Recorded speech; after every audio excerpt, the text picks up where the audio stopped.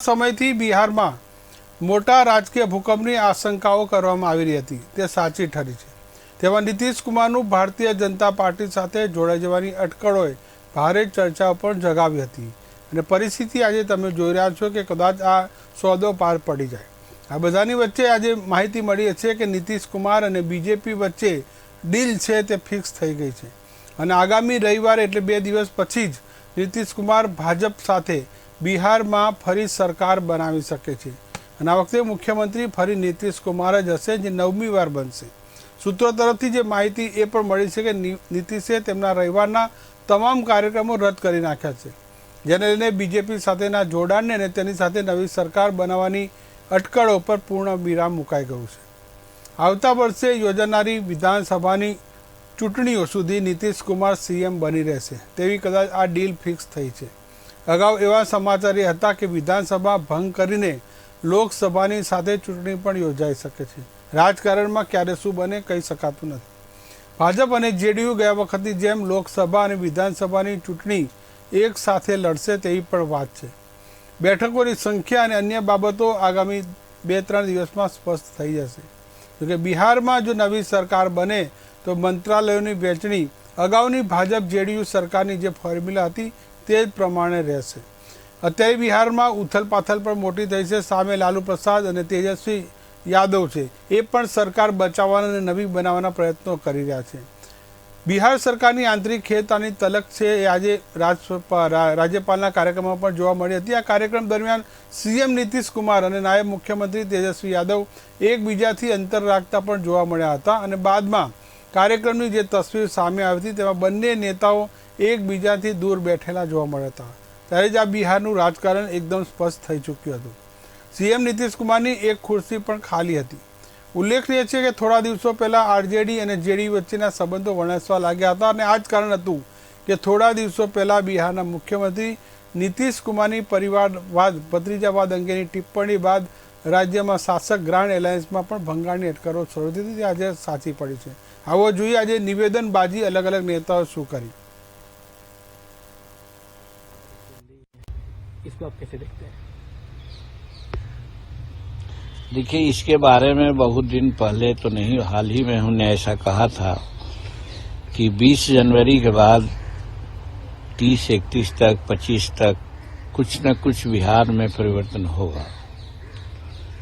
और उसका आधार यही था कि गत दिनों में नीतीश कुमार राजद के खिलाफ बहुत सारी बातों को कहने का उन्होंने काम किया है, चाहे लॉ एंड ऑर्डर की बात हो, विकास की बात हो या फिर परिवारवाद की बात हो। तो ये सारी बातों से हम कयास लगा रहे थे कि अब इन लोगों का साथ चलने वाला नहीं है और वही बात परिलक्षित हो रही है।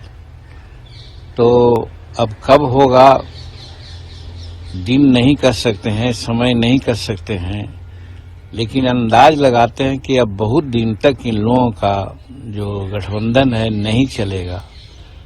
और इसका एक कारण और भी है, नीतीश कुमार के दिमाग में बात आई थी या दिमाग में बात लाई गई थी कि आपको हम भारत के प्रधानमंत्री का भावी उम्मीदवार बनाएंगे विपक्ष पार्टियों की ओर से। वो भी उनका सपना टूट गया। अब विपक्ष के भावी अध्यक्ष गठबंधन का हो गए कांग्रेस के अध्यक्ष, तो अब इनका सपना टूट गया। तो अब ये क्या कर सकते हैं? तो वैसी परिस्थिति में एक ही उपाय हो सकता है इनको कि ये जहां जिस गठबंधन में है इस गठबंधन से नाता तोड़ें। और नाता तोड़ने के बाद 2 ही विकल्प है, या तो इंडिपेंडेंट रह करके अपना काम करें। लोकसभा का चुनाव भी आ गया, उसमें તો આ મુદ્દે આપણી સાથે અલગ અલગ જે ગેસ્ટ છે મહાનુભાવો છે ચર્ચા કરવા માટે જોડાઈ ગયા છે। જયેન્દ્ર ભંભટ છે રાજકીય વિશ્લેષક, થોડી વારમાં જોડાશે। ભાજપના ડિબેટ પ્રવક્તા પ્રશાંત પરમાર જોડાયા છે, જ્યોતિબેન અમીન રાજકીય વિશ્લેષક, સ્મિતાબેન પંડ્યા રાજકીય વિશ્લેષક અને રૂઝાન ખંભાતા સામાજિક અગ્રણી, તમામનું ખૂબ ખૂબ સ્વાગત છે। શરૂઆત આપણે કરીશું પહેલા પ્રશાંત પરમારથી, ભાજપના ડિબેટ પ્રવક્તા। નમસ્કાર પ્રશાંતભાઈ। નમસ્કાર। આજે જે બિહારના ફરીથી જે ખેલા થયો છે અને બિહારના રાજકારણના રંગ અને એક છે સુશીલ કુમાર મોદી, જે ભાજપના નેતાએ જે નિવેદન આપ્યું છે કે રાજકારણમાં કોઈના માટે પણ કાયમી દરવાજા બંધ થતા નથી, તે આજે ફરી જોવા મળ્યું છે.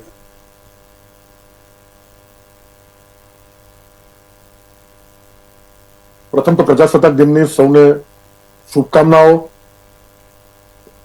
હવે રાજકારણની અંદર જે સુશીલ કુમાર મોદી સાહેબે જે નિવેદન આપેલું છે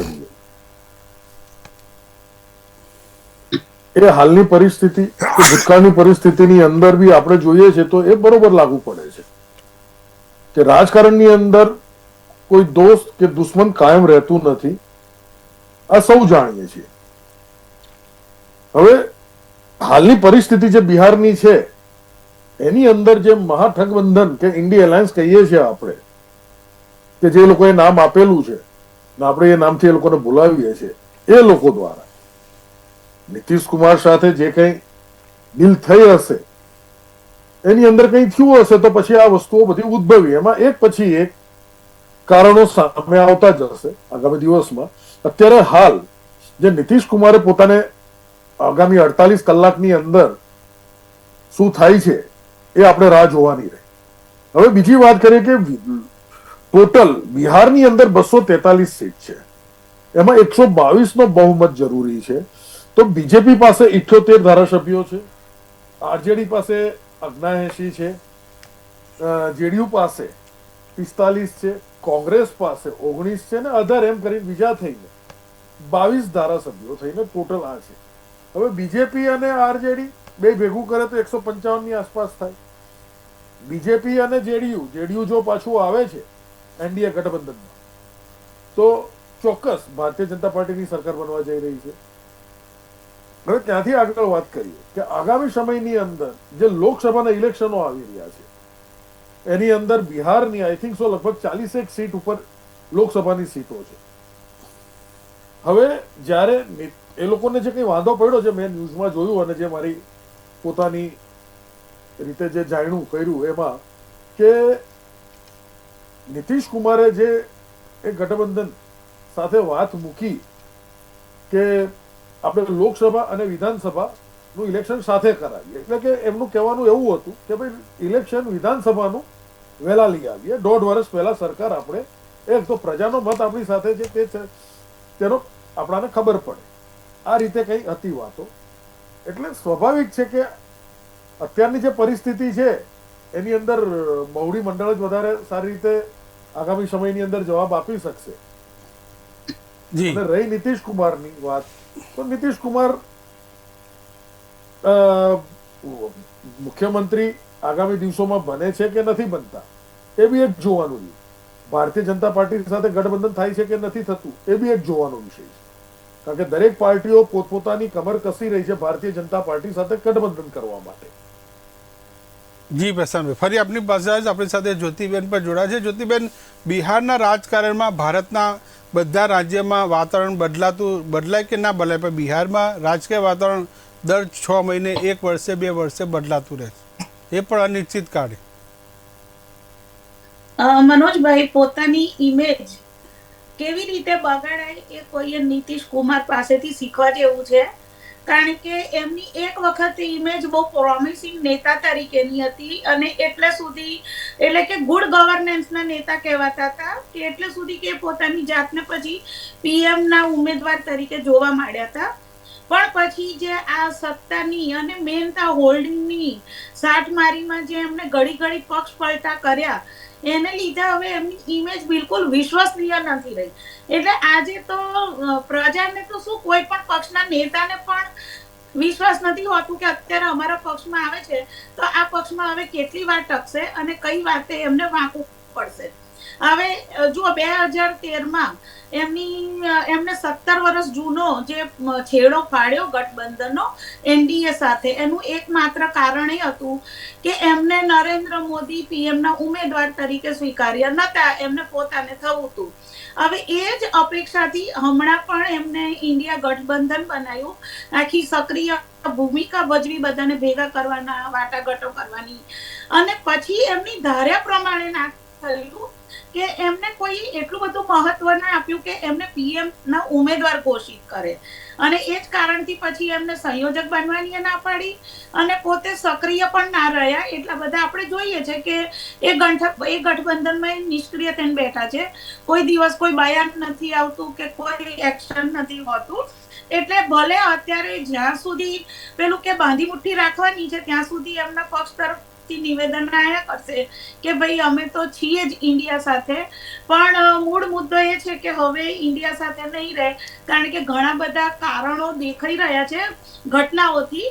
અને બીજી વસ્તુ કે એમની જે અપેક્ષા હતી એ પૂરી નથી ઉતરી. એટલે મેં પહેલા પણ એ ડિબેટમાં કહ્યું હતું કે વહેલા મોડા બધું છૂટું પડી જવાનું છે. બીજું કે પોતાની ક્ષમતા કરતા એ કાયમ એમની આકાંક્ષા બહુ વધારે હોય છે.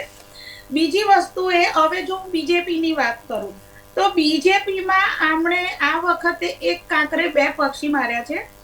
અત્યારે જો બીજેપી એમણે અત્યારે નીતિશ કુમારને પાછા લેશે. એક વખતે અમિત શાહે કહી દીધું હતું કે ભાઈ અમે હવે એમના માટે કાયમી દરવાજા બંધ કરી દીધા છે, પણ આપણે જાણીએ છીએ કે રાજનીતિમાં કંઈ કાયમી નથી હોતું અને હમણાં નિવેદન પણ આવી ગયું. પણ એની પાછળ આખી બીજેપીની જે ગણતરી છે એ બિહારની નથી પણ એ લોકસભાની ચૂંટણીઓની છે. કારણ કે અત્યારે જુઓ, જે એનડીએના સાથી પક્ષો છે બીજેપીના, એ એક તો છે જીતન રામ માંઝીનો પક્ષ છે, બીજો એલજેપી છે ચિરાગ પાસવાન વાળો, અને એ બંનેનું એટલું બધો જનાધાર નથી જેટલો જેડીયુ નો છે. અને એટલે જ એમને કદાચ જેડીયુ ની જરૂર પડશે, એના માટે થઈને પણ કદાચ અત્યારે દરવાજા ખોલે. બીજી વસ્તુ, અત્યારે જે કર્પૂરી ઠાકરને ભારત રત્નનો એવોર્ડ આપવામાં આવ્યો એ પણ આ વ્યૂહ રચનાનો જ ભાગ હતો કે બિહારમાં થોડો પગ પેસારો વધારે કરવા મળે નીતિશ કુમાર વગર. અને નીતિશ કુમારની પોતાની ગણતરી છે, કારણ કે આમ પણ એમની આરજેડી સાથે કોઈ દિવસ કેમિસ્ટ્રી બેઠી નથી. આ તો બીજી વખત એમની સાથે તૂટ્યું છે ગઠબંધન. પહેલા પણ કે બહુ ભ્રષ્ટાચાર છે, બહુ અમને કામ નથી કરવા દેતા, તો પછી ફરી શું કરવા બનાવ્યું? એ જ મુદ્દે અત્યારે ફરી નિવેદન આવશે 100%. એટલે જે આપણે કહીએ છીએ કે અત્યારે એક જાતની અચ્છા, આ બાજુ જે લાલુ પ્રસાદ યાદવ છે એ પણ હવે પૂરું જોર લગાડશે, કારણ કે જેવી રીતે બીજેપી પાસે 78 સીટ્સ છે એવી રીતે આરજેડી પાસે પણ 79 સીટ્સ છે. એટલે 122 નો મેજિક આંકડો પહોંચવા પ્રયત્ન કરશે. અને હમણાં ન્યૂઝમાં આવ્યું હતું કે ભાઈ જીતન રામ માંઝીને સંદેશો મોકલાયો છે જેની પાસે ફક્ત 4 સીટ છે કે ભાઈ તમે સીએમ બની જજો પણ અમારી સાથે જોડાઈ જાઓ. હવે મેં કેલ્ક્યુલેશન કર્યું, બધા જોડાઈ જાય તો પણ 122 ના આંકડા સુધી પહોંચાય એવું નથી. એટલે જીતન રામ માંઝી શાણા છે, એમને નિવેદન આપી દીધું કે અમે એનડીએ સાથે જ છીએ ને ત્યાં જ રહીશું. કારણ કે ગમે ત્યારે સત્તામાં ભાગ બટાઈ તો બધાને જોઈતી જ હોય. એટલે આ બધું એક જાત કે છે ને આપણી રાજનીતિનો વર્વો ખેલ મંડાયો છે, જેમાં હવે ફરી બજાર સજી જશે, ફરી પાછું ખરીદ વેચાણ થશે, અને કાં તો પૈસાને કાં તો લાલચ આપીને હવે ફરી પાછા બધા સમીકરણો બદલાશે. એટલે આ બધું અત્યારે જે છે અત્યારે લોકસભાની ચૂંટણીને લઈને થઈ રહ્યું એ સ્પષ્ટ વાત છે. જી, એટલે ચૂંટણી પહેલા જે ઉથલ પાથલ જોવા મળતી હોય છે તેનો જ એક આ ભાગ છે. આપણી સાથે સ્મિતા પંડ્યા પણ જોયા છે. સ્મિતાબેન પંડ્યા, નીતિશ કુમારની જે વાત છે, જે રીતે આપણે મૌસમ વૈજ્ઞાનિક શબ્દ વાપરીએ છીએ, તો બિહારમાં તેમના માટે વેધર પોલિટિશિયન શબ્દ વપરાય છે. એમને ખબર પડે છે કે કઈ બાજુ વાતાવરણ બદલાય તો એ સરકારમાં જતું રહેવાનું. વર્ષોથી કેન્દ્રીય મંત્રી તરીકે ને સીએમ તરીકે તેમનો રેકોર્ડ છે.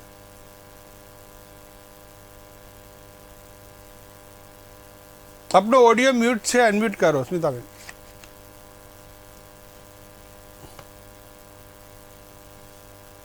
જી,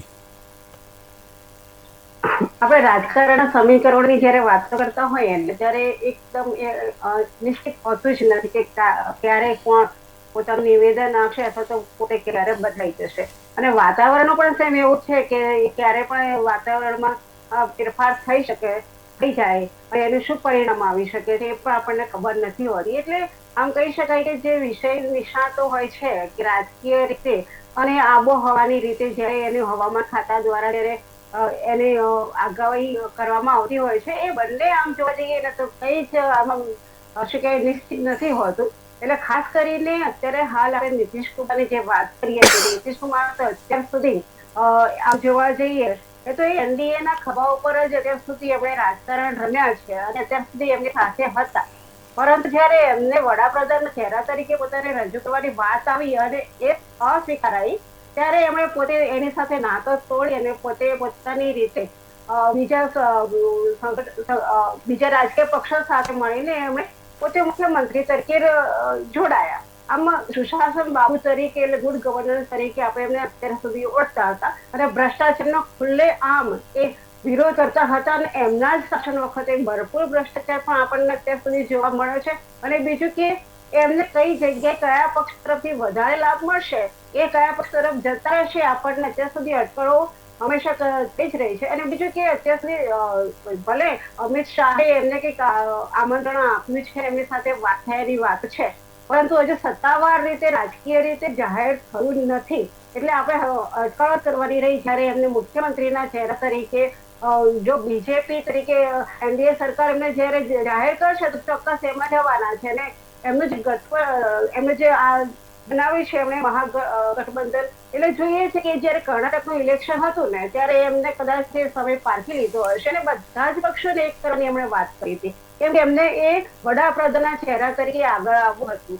પરંતુ અત્યાર સુધી કોઈ પક્ષે એમને સમર્થન આપ્યું નથી અને દરેક વ્યક્તિએ પોતાના વ્યક્તિઓને રજૂ કરવાની વાત થઈ હતી. પછી છેલ્લે રાહુલ ગાંધીનું ખડગેનું નામ આવ્યું, બરોબર છે. તો આપણે જોઈ શકીએ છીએ કે મમતાજી અત્યારે હાલ પોતે બંગાળમાં પોતાના વર્ચસ્વની વાત કરી રહ્યા છે, કેજરીવાલ પણ પોતાના વર્ચસ્વની વાત કરી રહ્યા છે, તેજસ્વી ને એ લોકો પણ પોતાના વર્ચસ્વની વાત કરી રહ્યા છે. એટલે આપણે જોઈએ છીએ કે અત્યારે હાલ જે પરિસ્થિતિ છે એમાં રાજકીય રીતના ચહેરો જે જોવા જઈએ તો ચોક્કસ એક લાગી રહ્યું છે કે કદાચ એમને જો એનડીએ સરકાર એમને જો આમંત્રણ આપે અને મુખ્યમંત્રીના ચહેરા તરીકે એમને કહેવામાં આવશે તો ચોક્કસ એ પક્ષ પલટો કરી શકે છે, ત્યાં જઈ શકે છે. જી, આપણી સાથે સામાજિક અગ્રણી રોઝાન ખંભાતા પણ જોડાયા છે. રોઝાન ખંભાતા, બિહારમાં રાજકારણમાં પરિવર્તન, ફેરબદલ કોઈ નવી વાત નથી, રૂટીન સમાચાર બિહાર માટે સર, સૌથી પહેલા તો આ દુઃખની વાત છે આપણા ઇન્ડિયા માટે. આજે by the way happy Republic Day, Constitution Day છે આજે આપણો ગણતંત્ર દિવસ. અને અનફોર્ચ્યુનેટલી આપણે આજની તારીખમાં આ ડિસ્કસ કરી રહ્યા છીએ કે આપણા દેશમાં જે પાર્ટી પાસે કેટલા 45 સીટ છે એ લોકો સીએમ બની શકે છે. એ આપણા કોન્સ્ટિટ્યુશનની આમ જોવા જઈએ તો મજાક છે કે જે રીતે જે બધા ગઠબંધન, મહાગઠબંધન, આ બંધન, પેલા બંધન, જે દુનિયાભરના બંધન કરે છે, પણ સરવાલે આપણા દેશને એનાથી નુકસાન થાય છે, ફાયદો નથી થતો.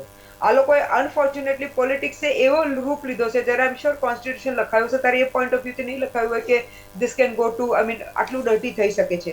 પણ જે રીતે દિવસે દિવસે ડર્ટી થતું રહે છે, જેમ તમે કહો છો, બધા બહુ હેપી થઈને કહે છે. મને તો શરમ આવે છે સાંભળતા કે ભાઈ કોઈ પેલું શું કહેવાય, આપણે પરમેનન્ટ દોસ્ત નહીં ને દુશ્મન નહીં ને એવરીથિંગ હેપન. જેમ અત્યારે નીતિશભાઈ પહેલા તો સુશાસન ચીફ મિનિસ્ટર ગણાતા હતા, હવે પલટુ રામ ગણાય છે.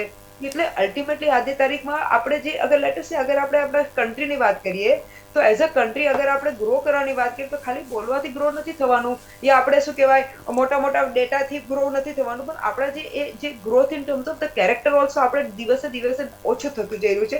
અને લેટ અસ એક્સેપ્ટ દેટ કે પોલિટિક્સ ભયંકર ડર્ટી થઈ રહી છે. તમે જોઈ રહ્યા છો, મારું તો મગજ કામ નથી કરતું કે માણસનું જે મોરલ હોય, જે પોતાના પેલા શું કહેવાય વેલ્યુઝ હોય, એ બધા ક્યાં ગયા છે? પોલિટિક્સના નામે બધું જ બેકાર થઈ ગયું. એટલે બધું જ શું કહેવાય ફેંકી દેવાનું, બસ આપણે આપણી સત્તા જોઈએ છે. આ સાંભળીને, આ વિચારીને મને થાય છે કે આપણે આમ યુથની વાત કરી છે, આપણે ગીતા અને રામાયણની વાત કરી છે, આપણે સિદ્ધાંતોની વાત કરી છે. તમે જોતું હશે કે મહાભારત ને રામાયણમાં તો સિદ્ધાંતો માટે લોકોએ પોતાની જાન આપી દીધી છે, વનવાસમાં ચાલી ગયા છે, એટલા હદ સુધી બધા કામ થયા છે. પણ અનફોર્ચ્યુનેટલી આપણા અહીંયા તો જેવું પોતાનું ફાયદાનું મળે એટલે પલટું કરી દે. અને અત્યારે અહીંયા નહીં, ખાલી બિહારની વાત નથી કરતી, અત્યારે હું બધે ઓલ ઓવર જે વાતાવરણ થઈ રહ્યા છે અને જે બધે ગંદકી ફેલાઈ રહી છે એની વાત કરું છું. અને વાત કરવાનો હેતુ શું છે? કારણ કે આ બધા ઇફેક્ટ આપણા સિટીઝન્સ પર પડે છે. કારણ કે ultimately at the end of the day who will we look up to our politicians in that કે ભાઈ પોલિટિશિયન્સ આપણા દેશને આગળ લાવશે, આપણા સ્ટેટને આગળ લાવશે. પણ અત્યારે અહીંયા ઊંધું રહ્યું છે. એ લોકો પોતપોતાના રોટલા શેકે છે, પોતપોતાના ફાયદા માટે કામ કરી રહ્યા છે. અત્યારે કમિંગ બેક ટુ પર્ટિક્યુલરલી બિહારની વાત કરું તો મને, કારણ કે થોડા દિવસ પહેલા જ પ્રશાંત કિશોરે બી બહુ સ્ટ્રોંગ સ્ટેટમેન્ટ આપ્યા છે કે શું હાલત થશે આમની જેડીયુની. એટલે તમે એ સમજી શકો છો ને, Prashant Kishor is a ground field level worker અને એનું જજમેન્ટ આજ સુધી સારું રહ્યું છે. આઈ વુડ નોટ સે કે he is 100% right every time, પણ એમનું જજમેન્ટ સારું રહ્યું છે જે અત્યાર સુધી એમને એઝ અ સ્ટ્રેટેજિસ્ટ કામ કર્યું છે. ભલે પોતા માટે હી કુડ ડુ એનીથિંગ, એ તો લાઈફમાં ફંડામેન્ટલ છે કે પોતા માટે ના કરાય પણ બીજા માટે થતું હોય, તો એમનું જે જજમેન્ટ છે સારું રહ્યું છે. ને હવે જેડીયુ ને એકદમ પ્રેમ આવી ગયો છે કે હવે અમે ફરી બીજેપી જોડે બેસી જઈએ અને આરજેડી જોડે તોડી નાખીએ. કારણ કે અગર આજની તારીખમાં તમે જુઓ તો હવે જે એસેમ્બલીના જે લોકસભાના ઇલેક્શન્સ આવી રહ્યા છે, એટલે તમે અત્યારે કેટલી I mean and let us accept one thing કે થેન્ક્સ ટુ ના તો પહેલા મને ખબર છે લોકસભાના જેટલું મને યાદ છે કે પહેલા લોકસભાના ઇલેક્શન આટલા ફિયર્સલી ફાઇટ નહોતા થતા, આટલી બધી અહીંયા ત્યાં બદલ ઉછલ પાછળ આ બધું એટલું બધું મેં નથી જોયું, એટલે સાંભળ્યું બી નથી. પણ અત્યારે જે છેલ્લા થોડા ટાઈમથી ઇલેક્શન વખતે આઈ મીન એડી ચોટીની જોરો પર સામદામ દનભેદ પર થઈ રહ્યું છે અને ફરી આ તમાશો થઈ રહ્યો છે. તો એઝ અ સિટીઝન મને બહુ જ ખરાબ લાગી રહ્યું છે કે મારા દેશમાં elections and politics have become a તમાશા, અને એટલે આઈ એમ રિયલી વરીડ કે મારું દેશ આ લોકો ક્યાં લઈ જશે. જી પ્રશાંત પરમાર, ફરી આપણે જઈશું. પ્રશાંતભાઈ, વાત છે તમારી પાર્ટીની ભલે ગમે તે ગણતરી હોય, પણ જેડીયુની વાત છે કે નીતિશ કુમાર પલટુરામ તરીકે જાણીતા છે. આજકાલમાં નહીં, કોંગ્રેસ સાથે દગો કર્યો, તેના આરજેડી સાથે દગો, જે સંગઠન પાસે હોય ત્યાં થોડા સમય રહે અને પછી તેમની નજર બીજી પાર્ટી તરફ. આ તેમનો રેકોર્ડ છે ભારતના ઇતિહાસમાં. ફરીથી તમે આ નીતિશ કુમાર સાથે સરકાર બનાવવા જરૂર છે. ભલે પાર્ટીની કોઈ મજબૂરી હશે અથવા તો બીજું કંઈ ગણિત હશે, એક રાજ્ય દેખાતું હશે, તમને લોકસભાની ચૂંટણી દેખાતી હશે.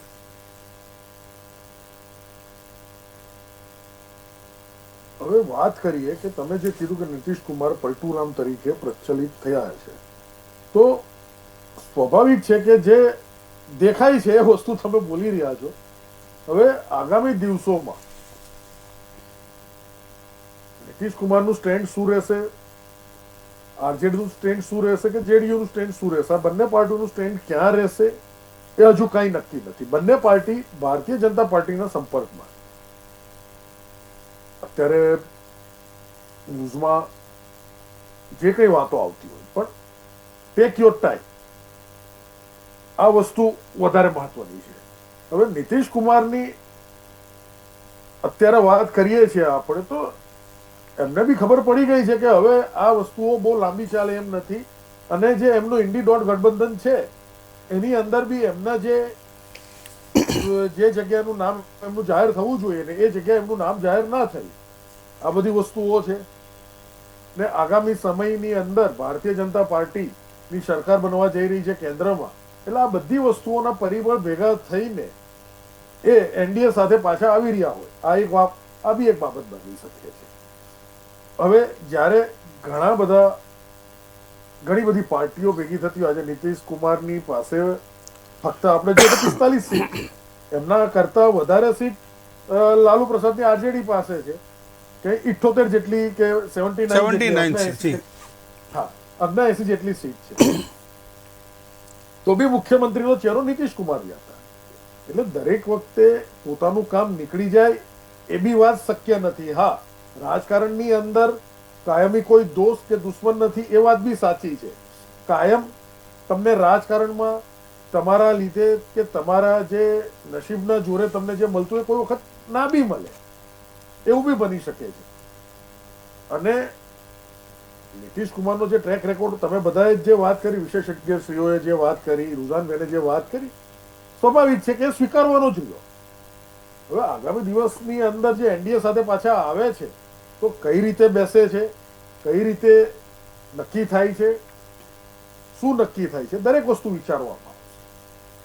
જી, આપણી સાથે જ્યોતિબેન છે. જ્યોતિબેન, વાત એ છે કે નીતિશ કુમારની જે તમે બાયોડેટા જોશો તો બાયોડેટા બહુ વિસ્તાર છે. રેલવે મંત્રી અને કેબિનેટ મંત્રાલય સાથોસાથ બિહારમાં 8 વખત મુખ્યમંત્રી બનવાનો તેમનો રેકોર્ડ છે. હવે 9મી વાર પણ તેમણે ફોર્મ્યુલા બનાવી છે, પણ સામે ભાજપે પણ શરત રાખી છે કે લોકસભાની ચૂંટણી ન આવે ત્યાં સુધી તમે સીએમ તરીકે યથાવત રહી શકો છો, પછી સીએમ અમે નક્કી કરીશું. તો આ પ્રકારની ફોર્મ્યુલા અત્યારે સૂત્રો તરફથી જાણકારી મળી છે. બીજી તરફ કોંગ્રેસની જે પાર્ટી છે જે આરજેડી સાથે જોડાતી, કોંગ્રેસના કેટલાક ધારાસભ્યો પણ ભાજપના અત્યારે સંપર્કમાં છે. એટલે ત્યાં લાલુ પ્રસાદની પાર્ટીને એક સાંધીને તે તૂટે અને લાર્જેસ્ટ પાર્ટી હોવા છતાં પણ પોતાના હાથમાં કંઈ નહીં આવે તે પણ બિહારનું ચિત્ર બતાવી રહ્યું છે. એટલે જ મેં મનોજભાઈ કહ્યું હતું કે આરજેડી પણ અત્યારે બરચક કોશિશમાં છે અને એટલે જ જીતનરામ માંઝીને સીધા સીએમ ની જ લાલચ આપી હતી, જેની પાસે ફક્ત 4 સીટો છે. હવે જો એક વસ્તુ કહું, જે આ પ્રજાના નામે ગઠબંધન બનાવે છે આ રાજકીય પક્ષો, ખરેખર એમાં પ્રજાની તો કશી વાત હોતી જ નથી, પ્રજાના મેન્ડેટની કોઈને ચિંતા હોતી જ નથી, ફક્ત સત્તાની સાઠમાઠને ખેંચતાણ હોય છે. પહેલી વસ્તુ. હજી બીજી વાત એ છે કે હમણાં છેલ્લા 2-4 દિવસથી જરા મન ઊંચા નીચા થયા છે, પણ એનું એક્ઝેક્ટ કારણ શું છે એ નથી સમજાયું. કારણ કે ઘટનાઓ બની રહી છે કે જેનાથી તેજસ્વી યાદવ અને નીતિશ કુમાર બે દૂર રહેતા હોય છે, કે હમણાં જેવી રીતે આવ્યા નતા તેજસ્વી યાદવ રાજભવનની આઈટી પાર્ટીમાં, તો એ બધું દેખાય છે કે ડિસ્ટન્સ ક્રિએટ થયું છે, પણ એની પાછળ મૂળ કારણ શું છે એ હજી બહાર નથી આવ્યું.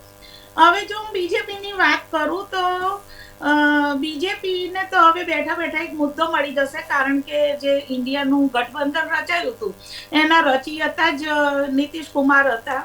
હવે જો એ જ એમના ખેમામાં આવી જાય તો હવે બીજેપીને તો હવે લોકસભામાં કહેવાનો મુદ્દો મળી જશે કે ભાઈ જુઓ, આ લોકો પોતાને જ હજી એક ગઠિત નથી રાખી શકતા, તો સરકાર કેવી રીતે ચલાવશે?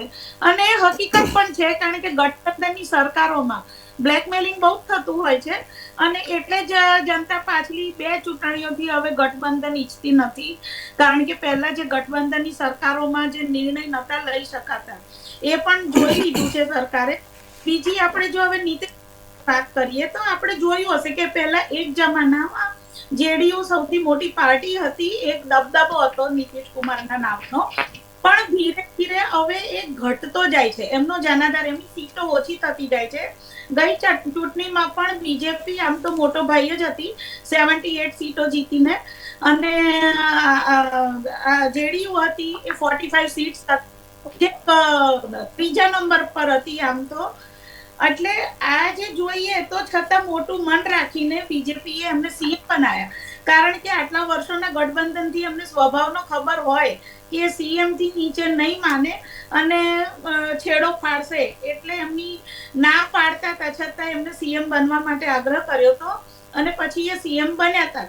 પણ પછી હવે જ્યાં એમનો ઈગો ગવાય છે, કારણ કે જો મોટા ભાઈ પછી બીજેપી હોય એટલે એમનો હાથ તો ઉપર રહેવાનો બીજેપીનો, એ બી કદાચ માન્ય નહીં હોય, એટલે પછી આરજેડી સાથે ગઠબંધન કર્યું, વળી પાછું ત્યાં ના ફાયું, વળી પાછા બીજેપીમાં આવ્યા. હવે અત્યારે બીજેપીના એવા કહેવું છે સૂત્રોનું કે ભાઈ અમારી પાસે તો કોંગ્રેસના પણ જે 19 છે એમાંથી 10 MLO અમારા સંપર્કમાં છે ને અમારી સાથે જોડાવાની તૈયારી બતાવી રહ્યા છે, અને ત્યાં જ આગળ આરજેડીનું ગણિત પછી કાચું પડશે, કારણ કે પછી આરજેડી સૌથી મોટો છે, પણ જેને ટેકા મળી શકે એમાંથી જો કોંગ્રેસના અડધો અડધ જો નીકળી જવાના હોય તો પછી પાછી એ 122 ના મેજી કાંકડે પહોંચાય એવું નથી.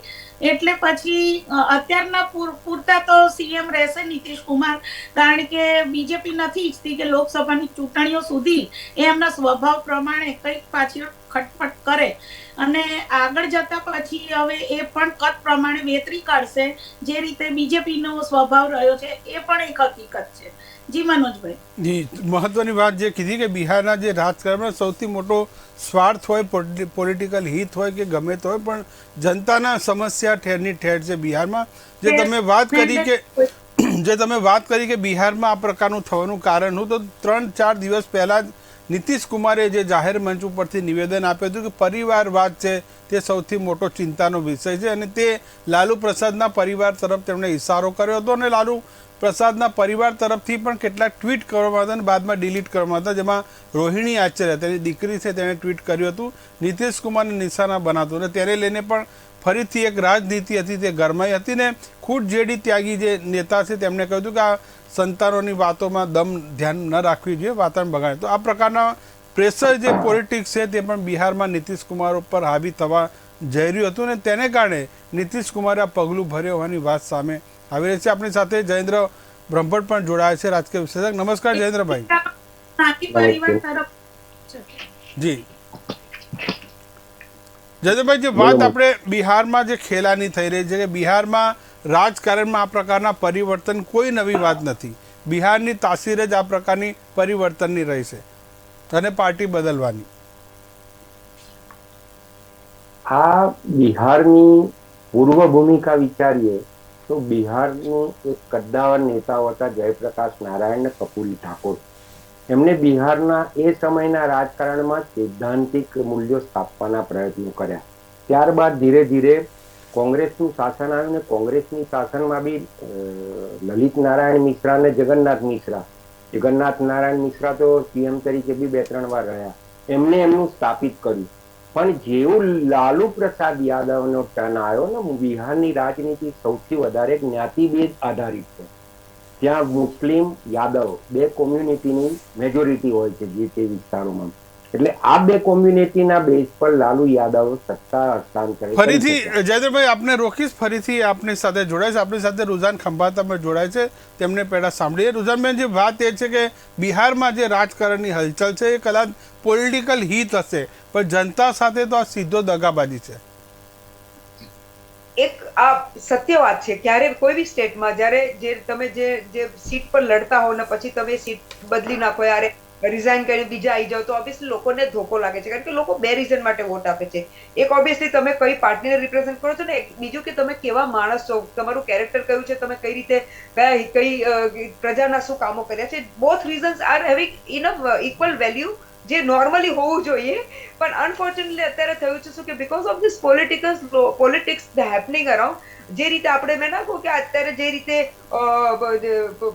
પોતા માટે લોકો, પહેલા શું હતું કે ધીસ વોઝ, જેને કે આપણે ગાંધીજી વખતની વાત કરીએ, આપણા ફ્રીડમ ફાઇટર્સની વાત કરીએ, તો એ લોકો જેન્યુઇન કામ કરવા માંગતા હતા અને પછી એ લોકો માટે પાવર સત્તા પછી આવતું હતું. પહેલા એ લોકો માટે કામ આવતું હતું, લોકોની સેવા આવતી હતી અને દેશ માટે કામ હતું. પણ અત્યારે બિલકુલ ઊંધું થઈ ગયું છે. અહીંયા પોતાના રોટલા શેકવા માટે ચાલે છે. એટલે યસ, વોટર્સ આર ફિલિંગ, પણ હવે અનફોર્ચ્યુનેટલી થયું એવું છે કે જેટલા એવા થોડા ઓછા વોટર્સ છે જે લોકોને લાગે છે કે અમારી સાથે દગો થયો, અમે આના પર ભરોસો રાખતા હતા ને એને પલટી ખાધી કે એને બીજી વિચારધારા લઈ લીધી. એટલે વોટર્સને એવું લાગે છે. પણ અનફોર્ચ્યુનેટલી એવા વોટર ઘણા બીજા છે જે લોકોને લાગે છે કે ના ભાઈ, અમારો નેતા કરે એ જ સાચું, અગર એને આ કર્યું છે તો આપણા જ ભલા માટે કર્યું છે. એટલે આ બી એક થેન્ક્સ ટુ સોશિયલ મીડિયા. હવે આવું બધું કેમ વધારે ચાલી રહ્યું છે એ તમને કહી દઉં. કારણ કે સોશિયલ મીડિયામાં નેરેટિવ્સ થાય છે, અને નેરેટિવ કઈ રીતે થાય છે એ બી કહી દઉં.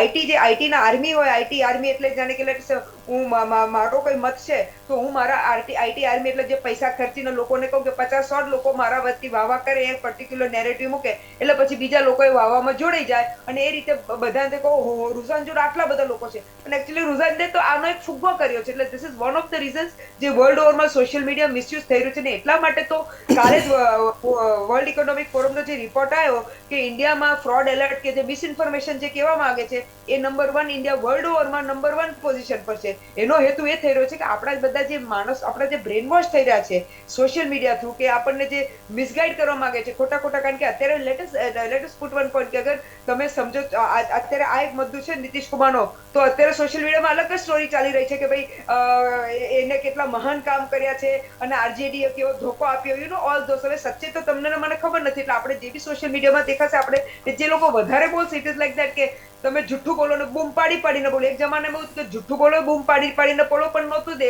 સચ્ચાઈ આવી જતી હતી. પણ અનફોર્ચ્યુનેટલી સોશિયલ મીડિયામાં જમાનામાં જેટલું મોટેથી જુઠ્ઠું બોલશો એટલું તમારે લોકો એ જુઠ્ઠાને સાચું સમજી લેશે. એટલે આ એક આપણા અસી લોકોએ આ પર જાગૃત થવું પડશે. કારણ કે અલ્ટિમેટલી આજની તારીખમાં સહન આપણે કરવાનું છે. તમે જે બિહારની પોલિટિક્સમાં જે એની જે શું કહેવાય પેલી બિહાર આગળ કેમ નથી આવી રહ્યું, બિહારના લોકો કેમ બીજે સ્ટેટોમાં જઈને કામ કરવું પડે છે because of the low income, low education, એ હજી બી એ લોકો બિહાર એમાંથી બહાર નથી આવ્યું. પણ અનફોર્ચ્યુનેટલી આના જે નેતાઓ છે એ બધા એમાંથી એ લોકોના દીકરા દીકરીઓ, તમે જે અત્યારે વાત કરી લાલુ પ્રસાદની ને એમનું જે નિયોપોટિઝમની વાત કરી, એ તો બધે જ છે. Let us accept that, not just in Bihar, it is everywhere ને બધી પાર્ટીમાં છે. હું એવું નથી કહેવા માંગતી ખાલી કોંગ્રેસમાં છે કે જેડીયુમાં છે, અહીંયા આરજેડીમાં છે. It is in all the parties. હા, કોઈક પાર્ટી એને બતાવી નથી શકતી ને કોઈ પાર્ટી એને સોશિયલ મીડિયાના તાકાતથી ને જોરથી બીજાને પેલું શું કે આંગળી ચીંધીને કહે છે કે આ પાર્ટી ખરાબ છે. પણ અલ્ટિમેટલી આજની તારીખમાં સાહેબ જે રીતે થઈ રહ્યું છે ને હજી થશે, એટલે લોકોએ હવે તૈયારી રાખવી પડશે, લોકોએ જાગૃત થવું પડશે. કારણ કે દેશ આપણું છે, એ પોલિટિશિયનનું નથી. અલ્ટિમેટલી આજની તારીખમાં આપણે પોલિટિશિયનને વોટ આપીને સારા પોલિટિશિયન લાવવાના છે.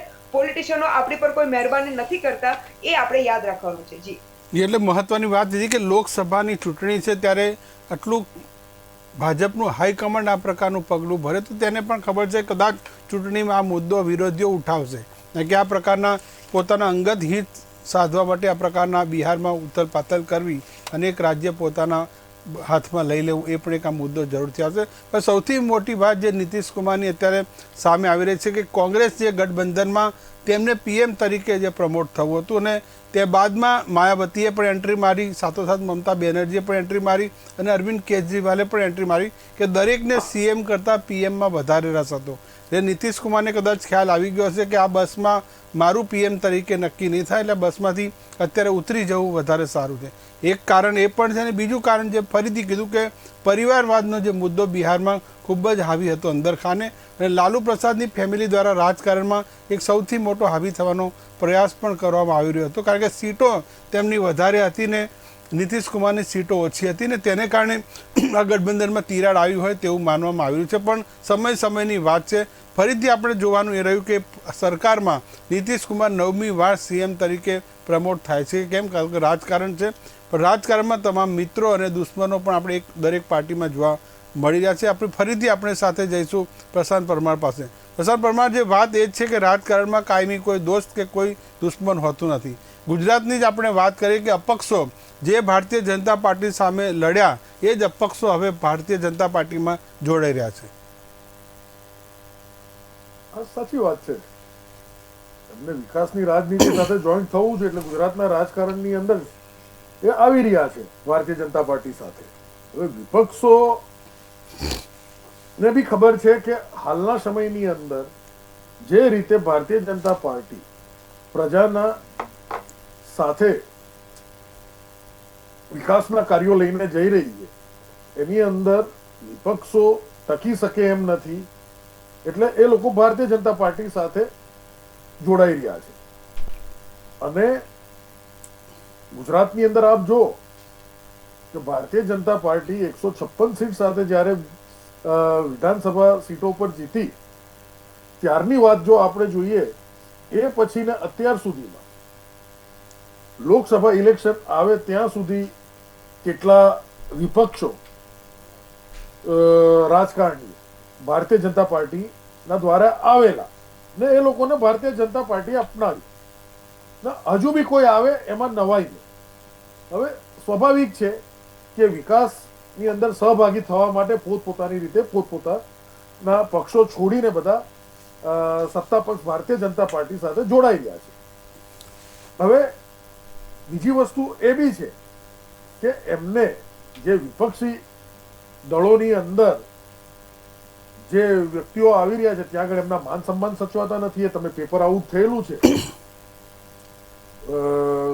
ઘણી બધી પાર્ટીઓના નેતાઓના સ્ટેટમેન્ટ બી આવેલા છે, પ્રેસ આઉટ બી થયું છે કે એમના માન સન્માન જળવાતા નથી. હાઈકમાન્ડ જલ્દી આની ઉપર એક્શન લે, રિએક્શન લે, પણ કોઈ જ વસ્તુ થઈ નથી રહી. એ બી એક મોટી વસ્તુ છે કે એમની પોતાની પાર્ટીઓ છોડીને ભારતીય જનતા પાર્ટીના દરવાજે આવીને આવવાની ને જોડાવાની વાતો કરે છે અને જોડાઈ બી રહ્યા છે. એટલે ઘણી બધી વસ્તુઓ આપણે અહીંયા બેઠા બેઠા બિહારની વાત કરીએ છીએ તો બિહારના રાજકારણમાં બી જેડીયુની અંદર શું થયું, આરજેડી સાથે શું થયું, એવા ઘણા નાના મોટા પ્રશ્ન. જી જી જી આપણી સાથે એ જ રીતે આગામી દિવસોમાં ગુજરાતની અંદર બી તમે જુઓ કે ઘણા વિપક્ષી દળોના કાર્યકર્તાઓ ભારતીય જનતા પાર્ટી સાથે જોડાઈ રહ્યા છે. નાના નાના કાર્યકર્તા જોડાવા આવી રહ્યા છે. એટલે રાજકારણની અંદર કાયમી કોઈ દુશ્મનાવટ કે કાયમી કોઈ દોસ્તી જેવું હોતું નથી. પણ હા, વિકાસની રાજનીતિ સાથે જે પાર્ટી જઈ રહી છે એની સાથે જે કોઈ બી આવશે એને બધા જ અમે અપનાવશું. પણ પ્રસમભાઈ, વાત તમારી સાચી, પણ એક વાત એ પણ સાચી છે કે પોતાના અંગત સ્વાર્થ હિતો માટે ભાજપ સાથે જોડાણ કરવું, કોંગ્રેસ કોઈ પણ પાર્ટી જ્યારે ધારાસભ્ય કે ફેરબદલ કરે છે તો ચોક્કસ જનતાની લાગણીને સાથોસાથ ચેડા જ છે. કારણ કે જે જનતાએ તેને જીતાડ્યો હોય તો ભાજપ સામે જ જીતાડ્યો હશે કે પાર્ટી અહીંયા કામ કરી નથી એટલે તેને વોટ આપ્યો. હવે આજ આખી પાર્ટી બદલું સામે જતા રહે તો પ્રજા હવે બીજા કયા ઉમેદવારને શોધવા જાય એ મોટી વાત છે. આપણી સાથે જયેન્દ્ર બ્રહ્મભટ્ટ પણ જોડાયા છે. જયેન્દ્રભાઈ, વાત રાજકારણમાં આપણે બિહારની કરી રહ્યા છે કે બિહારમાં આ પ્રકારની રાજકીય હલચલ કોઈ નવી વાત નથી. આમાં મનોજભાઈ થયું કેવું કે ભાજપ બિલકુલ વ્યૂહાત્મક રીતે ચૂંટણી લડી રહ્યું છે. એને જ્યાં જ્યાં ખબર પડે છે કે અમારી પરિસ્થિતિ અહીંયા આગળ નબળી છે અથવા સામેની વિપક્ષની સરકાર થોડી મજબૂત છે અને ભાજપને કેટલીક તકલીફો ઊભી થાય એવી છે, તો એ પાર્ટીની અંદર તમે જુઓ કે મહિના 1.5 મહિના પહેલા એકવાર એક મીડિયામાં, સોશિયલ મીડિયામાં એવી વાત ચાલી કે આરજેડી જેડીયુમાં 2 ભાગ પડી રહ્યા છે. નીતિશ કુમારની પર એક મેન્ટલી પ્રેશર ગયું કે મારો પક્ષ તૂટી રહ્યો છે, હું લઘુમતીમાં આવી જઈશ, ભાજપમાં જતા રહેશે, સરકાર કોર્પોરેશનની બનશે કે રાષ્ટ્રપતિ શાસનની બનશે, એ ભય સતત સતાવતો હતો. એ ભયના હેઠળ એમને એક બહાનું બી મળી ગયું પરિવારવાદનું. અને રાજકારણમાં એમને ખબર છે બિહારની પરિસ્થિતિ એવી છે કે આજે કોઈ પણ કે પણ બિહારના રાજકારણમાં લાલુ યાદવનો દબદબો રહેલો જ છે. જેટલો નીતિશ કુમારનો છે એટલો દબદબો લાલુ યાદવનો રહેલો છે. જો યાદવ વોટર્સ અને અધર્સ વોટર્સ કોમ્બિનેશન આરજેડી તરફ જો કેન્ડિડેટમાં સીટ બારામાં જતો રહે બટવારામાં, તો એવું બને કે નીતિશની જે ઇમેજ છે બિહારના નેતા તરીકે કે વડાપ્રધાન બનવાની જે ખ્વાહિશ છે એ ખ્વાહિશ પૂરી થઈ શકે એમ નથી. એમને ખબર પડી ગઈ હતી કે જો મારું ભાગ્યું તૂટ્યું તોય મારું ભરૂચ કરીને હું મારું બિહાર સાચવી લઈશ તો આ ભાજપ મારી જોડે બધા 2 સીટ વધારે લઈ જશે લોકસભાની. અને બિહારના રાજકારણમાં તમે 2 દાખલા મેં જોયેલા છે કે રામવિલાસ પાસવાન ચોક્કસ વિસ્તારમાં એમનો દબદબો હતો. પાસવાન ફેમિલીની 4 સીટ જ આવતી હતી, પણ તમે રામવિલાસ પાસવાનનું રાજકીય જાહેર જીવન જુઓ, કેન્દ્રમાં એનડીએની સરકાર હોય કે યુપીએની સરકાર હોય, એ દરેક વખતે મંત્રી પદ, કેબિનેટ મંત્રી પદ ધરાવતા રહેલા છે. એનું કારણ માત્ર એટલું જ કે એમને એક એમની કોમ્યુનિટી બેઝ પર એમનું કમાન્ડ હતો એમના મત વિસ્તારોમાં, ને એની અસર બીજા સીટો પર થતી હતી, જેનું કારણે વોટોનું ધ્રુવીકરણ કરી શકતા હતા. આ બધા કારણોથી નીતિશ કુમારને ખબર હતી કે કાજ નહીં તો કાલે સૌથી સશક્ત જો પક્ષ ભાજપ બની ગયેલો હોય, કોંગ્રેસના ઘણા બધા નબળાઈઓ હવે એ તો બી જાહેર જીવનમાં છે, એટલે ઘણી બધી બિહારની બી જાણે છે, દિલ્હીની બી જાણે છે, અને એના કારણે એવું પોતાનું સ્ટેટ સાચવવા માટે, પોતાનું મંત્રી પદ સાચવવા માટે કોમ્પ્રોમાઇઝ કરી દીધું હોય અને એ જ કોમ્પ્રોમાઇઝ ફરીથી ફૂલફિલ કરશે. પણ જયેન્દ્રભાઈ, વાત ફરીથી નીતિશ કુમારની છે. નીતિશ કુમારના તો ભલે રાજકીય રીતે ગમે તે કહેતા, પણ એક વ્યક્તિ તમને વારંવાર ચાકુ મારીને ભાગી જાય, બીજી વાર આવે પાછો તમારી જોડે મિત્રતા કરે, ખંજર મારીને ભાગી જાય, ત્રીજી વાર ભાગી જાય, ચોથી વાર ભાગી જાય, છતાં પણ 5મી વાર મારવા આવે, તમે કહો અમારો મિત્ર છે, તો ભલે મારી જાય ખંજર. પેલું કે ને રાત ગઈ સો બાત ગઈ. રાજકારણ એટલે માત્ર ને માત્ર સ્વાર્થ માટેનું સાધન છે. જેને સત્તા જ રાખવી છે એના માટે સ્વાર્થનું સાધન છે, જેને સેવા કરવી છે એના માટે સેવાનું સાધન છે. નીતિશ કુમાર હોય કે કોઈ બી રાજ્યનો વડો હોય, કોઈ બી રાજકીય પક્ષનો નેતા હોય, તમે જુઓ ઘણા બધા નેતાએ ઘણી બધી પાર્ટીઓ બદલી છે, પાર્ટી બદલું, આયારામ ગયારામ, ઘણા બધા સિમ્બોલો મળ્યા.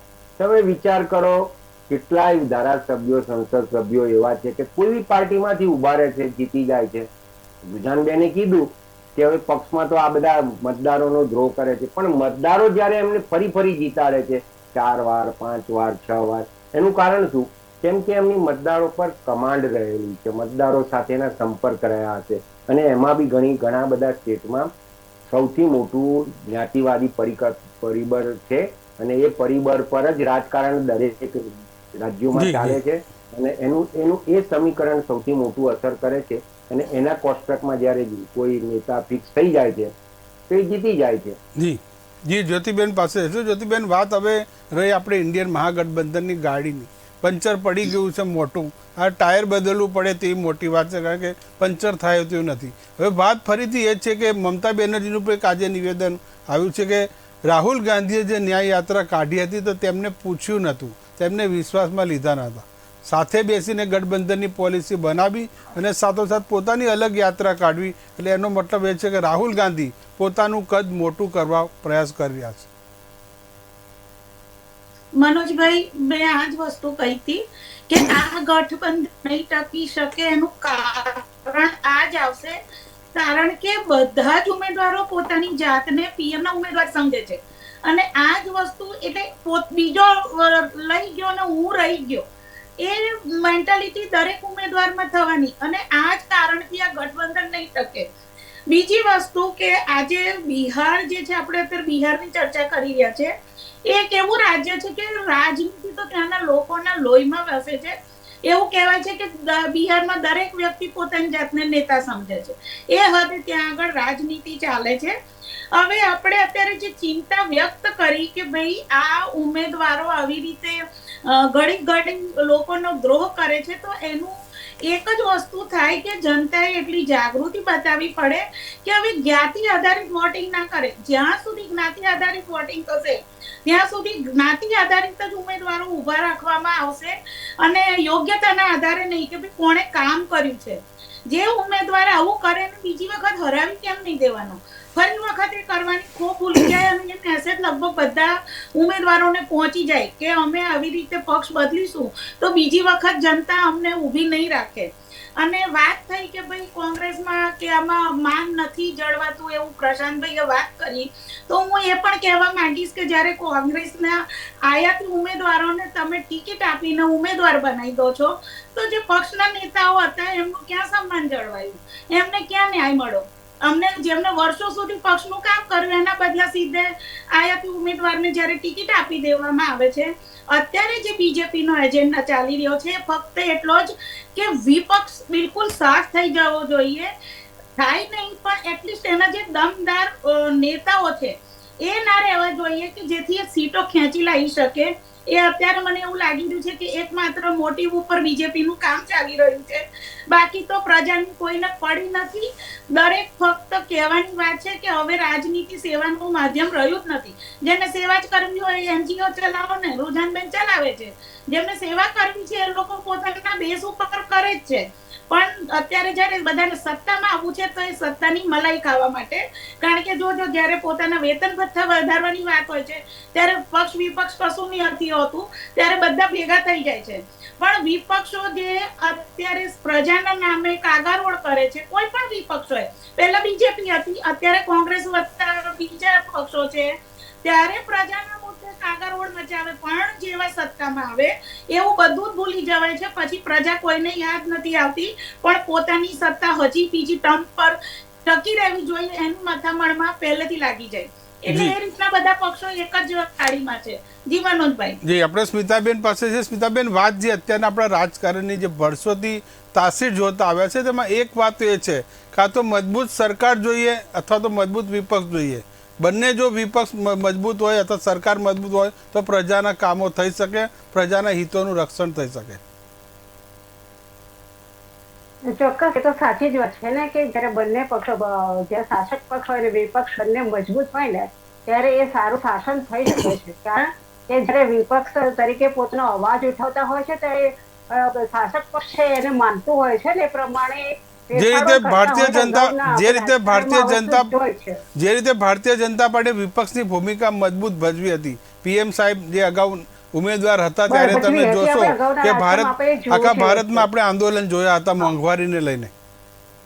જી, અને ચોક્કસ આપણે એ વખતે જોઈ છે એ સમય આપણે જોયો છે. પરંતુ અત્યારે હાલ એક વિચારધારાને વળગી રહેવું, નીતિ નૈતિકતા અને એટલે કે મોરલ ને એથિક્સ જે છે એ અત્યારે હાલ ક્યાંય જોવા નથી મળતા. કારણ કે જે શાસક પક્ષ હોય છે કે જયારે પોતે જયારે ફરીથી ઇલેક્શનમાં જીતવા માટે થઈને પોતે એ ને કે પ્રકારે કોઈ પણ કાવા દાવા કરીને જીતવા માટે એ ગડબડ કરતા જ હોય છે. અને બીજું કે વિપક્ષ તરીકે જયારે કોઈ પક્ષ મજબૂત નથી હોતો ને ત્યારે એ અત્યારે હાલ જે સત્તા પક્ષ હોય એને જોઈએ તો એક માર્ગ મોકળો મળી જાય છે. શું કરવું એ ક્યારે પણ એ કોઈની પર શું કહે કે વિચાર નથી કરતા હોતા અને પોતાને જે રીતના શાસન કરવું હોય એ રીતના કરતા હોય છે. દબાણ નથી હોતું. દબાણ પણ હોવું જરૂરી છે વિપક્ષોનું. એટલે ખાસ કરીને જોઈએ કે વિપક્ષ મજબૂત જ હોવો જોઈએ કે જેનાથી કારણે શાસન સારી રીતે થઈ શકે. બીજી વસ્તુ એ છે કે અત્યારે હાલ આપણે જોઈએ છીએ કે પરિવર્તન હોવું જરૂરી છે દરેક સત્તામાં. અત્યારે હાલ ધારો કે ભાજપ છે તો હવે કોંગ્રેસ કે જે આ મહાગઠબંધન છે એમાંથી કોણ એમાં મુખ્ય વડાપ્રધાનનો ચહેરો હોઈ શકે છે એ જે નક્કી થયું નથી. એટલે લોકોમાં પણ ગડમથલ છે કે એમને શું કરવું, એ પણ પરિવર્તન છે જ છે. દર વખતે એવું નથી હોતું કે પ્રજા પણ બસ ફક્ત એક આંધળી કરી શકે જ ના, એવું નથી હોતું. પ્રજાને પણ પરિવર્તન જોઈએ છે, પણ વિપક્ષ સામે મજબૂત નથી. બીજું કે એમનો કોઈ ચહેરો પણ નક્કી નથી અને ચહેરો જો નક્કી છે તો દરેક એમાંથી સહમત પણ નથી. આ બધી જ બાબતો ત્યાં આવે છે અને પ્રજા પણ પોતે કોને મત આપવા તો અત્યારે હાલ એ જ વિચારી શકે કે અત્યારે હા જે ચાલે છે એ રીતના ચાલવા દો.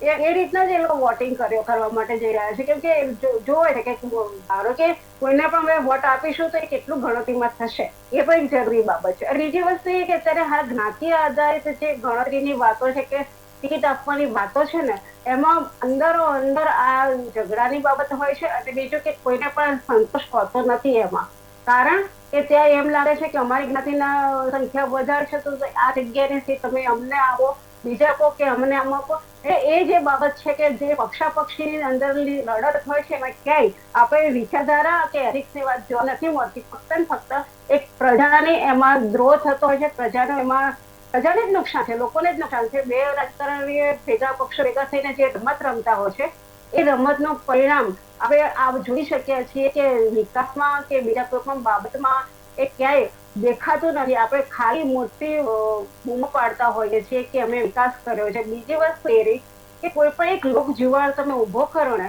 એ લોકજીવાળ ફક્ત સમય પૂરતો જ હોય છે, પણ પ્રજા તો પરિવર્તન જંગતી જ હોય છે. જી, એટલે પરિવર્તન ઝંખતી હોય છે, પણ મજબૂત સામે વિપક્ષમાં ચહેરો હોય, સરકાર જનતાને વિશ્વાસ બેસે તો આ પ્રકારનું શક્ય હોય છે. આપણે રૂઝાન ખંભાતા પાસે, રૂઝાન ખંભાતા, જયેન્દ્રભાઈ એક બહુ મહત્વની વાત કીધી કે અમુકમાં જાતિવાદ ઉપર અમુક નેતાઓની પકડ હોય છે અને આ જ જ્ઞાતિ તેમના નેતાઓને મસીહા માનતા હોય છે કે અમારા મસીહા.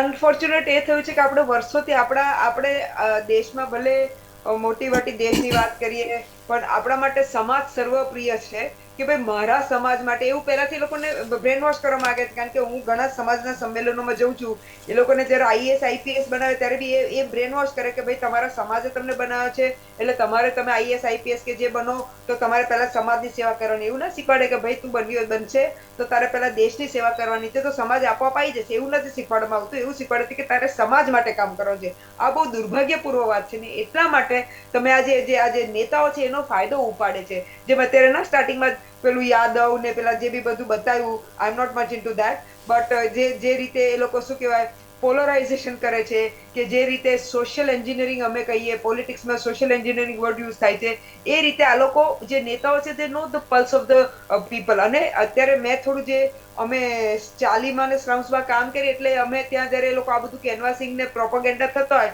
ત્યારે આ સમાજ માટે જ હોય કે ભાઈ અમારો સમાજનો છે એટલે આપવું પડે. ના આ જસ્ટ નીચલા સમાજની, મેં મોટા ઊંચા સમાજમાં બી આ જ જોયું છે. કારણ કે ઘણીવાર આપણે બિહાઇન્ડ ધ ડોર્સ વાત કરતા હોઈએ તો કે ભાઈ સમાજના છે તો આપવા પડે, સમાજ સાથે ઊભું રહેવું પડે. You know, so this is that it has been put in their mind. પણ અનફોર્ચ્યુનેટ વાત એ છે સાહેબ કે આ સમાજ જ્યારે લોકોને જરૂર પડે છે ને, કારણ કે મારી પાસે એવા 1 નહીં 10 એક્ઝામ્પલ છે કે સમાજ નથી ઊભું રહેતું જોડે, સમાજ દીકરીઓને હેલ્પ નથી કરતી જ્યારે એ લોકોને જોડે ઘરેલુ હિંસા, હસબન્ડના પ્રોબ્લેમ, હું એ વાત કરું છું, આ પ્રેક્ટિકલ વાત છે, ત્યાં સમાજ નથી ઊભું રહેતો. કારણ કે પોતે સમાજ પાસે જઉં છું કે ભાઈ આ દીકરીને હેલ્પ કરો, તમે તો સમાજની વાત કરો છો, સમાજના ઠેકા લઈને બેસો છો. પણ હા, જ્યારે આ નેતાઓને પોતાના વોટ જોઈએ છે ત્યારે એ લોકોને સમાજ યાદ આવે છે અને સમાજ એ લોકો જોડે ઇમોશનલ રીઝન્સ માટે ઉભા રહે છે. એટલે હવે એ સમાજને મારે જગાવવું છે કે તમે નેતાઓ, એવા નેતાઓને ના સપોર્ટ આપો જે તમને ઇન્સાનિયતને સપોર્ટ નથી આપતા. તમે એવા નેતાઓ જોડે ઉભા રહો જે તમારા દેશ અને તમારા સુખાકારી માટે કામ કરે, પોતાની સત્તા માટે કામ ના કરે. દેખાઈ રહ્યું છે